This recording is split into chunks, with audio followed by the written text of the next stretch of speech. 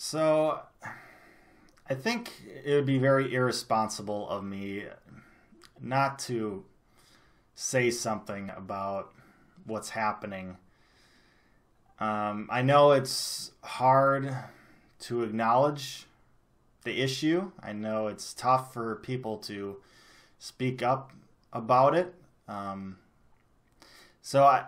just gonna say it because it needs to be said. So might as well, right?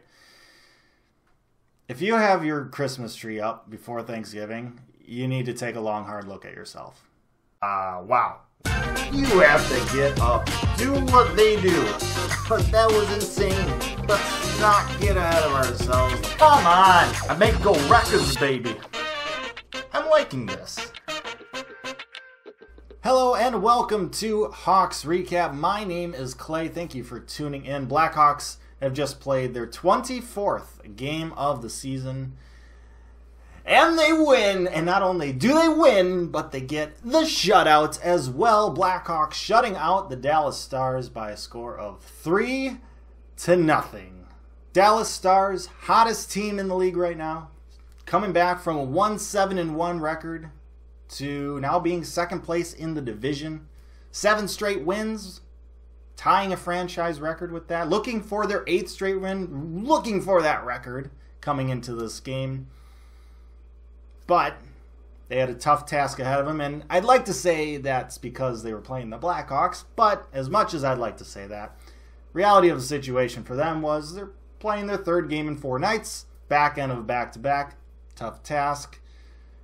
Thankfully, Blackhawks took advantage of it, because just because the situation favors you, you still have to go out and take advantage of it. Hawks did that. Not only did the Hawks do that, but the Hawks did it emphatically, a shutout victory. By the way, these last 2 games against the Stars here for the Hawks, they took 3 out of 4 points. That's pretty good. Now, before I start talking about the game, I do actually want to talk about the serious thing that is happening around the NHL, the allegations that have come out with Hakeem Louie and Bill Peters and Mike Babcock and the Sutters, and these are serious things. And I don't want to make it seem like I brushed it off in my intro bit. That was just me trying to be funny, doing a bait and switch type of thing. But this is serious. This is serious. Even though it happened 10 years ago and the allegations are just coming up, it's never too late for these things.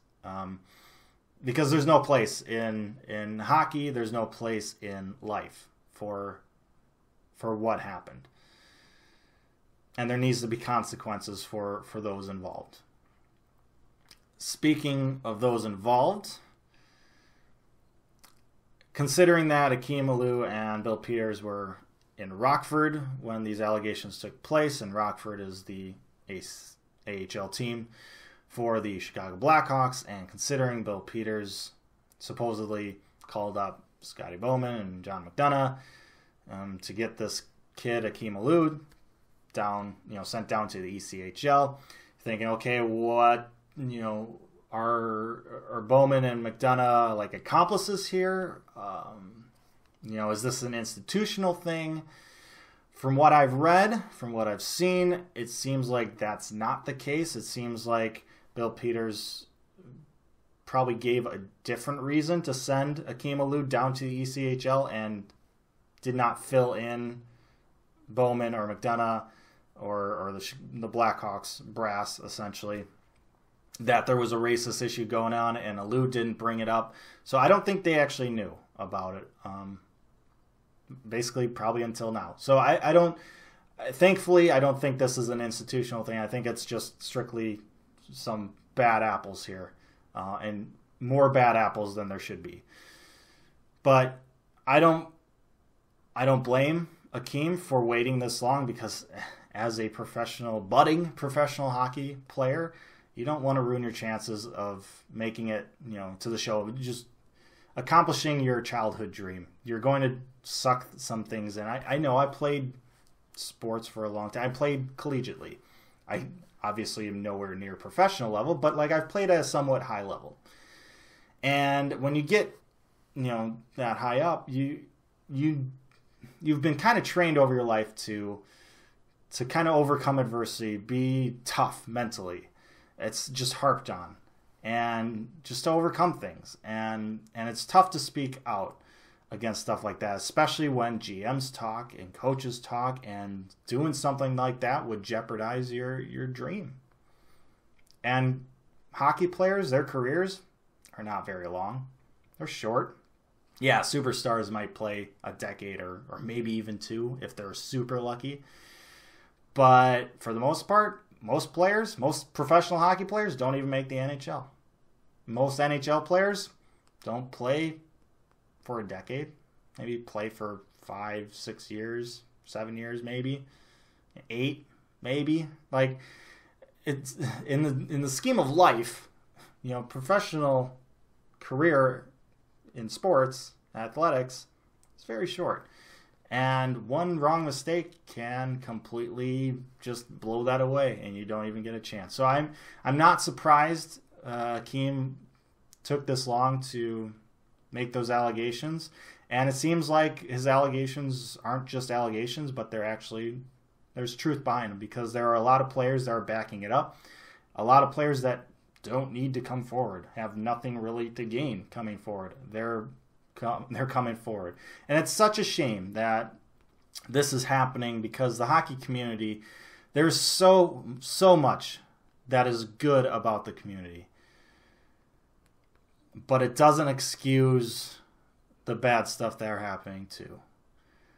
And this is one of those things. This is the type of thing, the type of attitude that, I can see it being in the community, and it's unfortunate that it's lived as long as it has, and it's about time it starts going away. It's about time people start being held accountable for their actions. So I just want to say a little bit about that, because it is important. It has no place in hockey. It has no place in life, really. So, it's a serious issue. I just wanted to say something on it. But let's talk about something good. Let's talk about the Blackhawks. So Corey Crawford in net for the Hawks in this one. Khudobin in net for the Stars. He was absolute brick wall against us in the last game we played. We had Robin Leonard last game. Be interesting to see how Crawford would do against the Stars. Ended up working out very well, but first part of the period, Stars looked pretty good. They looked like a team that had a lot of confidence, 7-game win streak. They didn't really look tired. They didn't look like they were on their 3rd game in 4 nights. But the Hawks kind of weathered a little bit of an early storm, and then the Hawks played a great, probably 14-ish minutes to end that first period, and they got rewarded for it on the scoreboard. Just past the halfway point in the first period, the Blackhawks win an offensive zone draw. Puck gets back to Gustafsson. He gets some room. No Stars player comes out to challenge him, so he walks in a little bit, draws a couple defenders. He passes it up to Saad, who's kind of all alone in the slot, and Saad just kind of sweeps at the puck, hits it, and it goes between an unsuspecting Khudobin's legs. 5-hole. Hawks up 1-0. The Hawks would have to kill off a penalty later in the first period. They successfully do, which means they hold on to their 1-goal lead going into the second period. A quality first period for them, but the second period would be a little bit different.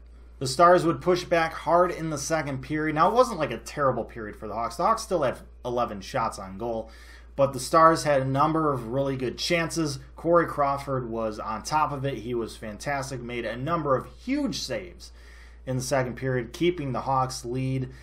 Hawks had to kill off another penalty in that second period. They successfully do again. They were 2 for 2 in penalty kills in this game. That was huge. But the Hawks would weather the storm in the second period.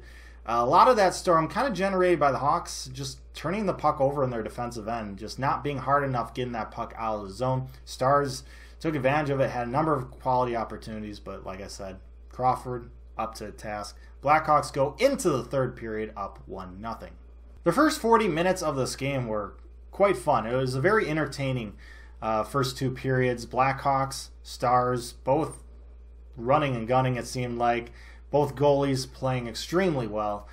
But the Hawks with the 1-goal lead, it was great to see them in the third period not rest on it, but come out and keep attacking, keep playing their game, and it would end up benefiting them as the third period would go on. About halfway through the third period, the Blackhawks would draw a penalty. Taves gets high stick by Radulov, at least that's what the call was. Upon closer inspection, though, it looks like the Hawks may have gotten away with one. It looks like, just based on one replay angle that I saw, it looks like Murphy's stick may have been the one that contacted Taves' face. It looked like the Stars were going to challenge it. They were looking very menacingly at their iPads on the bench, but they did not throw that challenge flag, so the Hawks get the power play, whether it was a good call or not. Hawks get the power play, and for a long time, that wouldn't really matter because the Hawks wouldn't be able to take advantage of it, but this time it was different.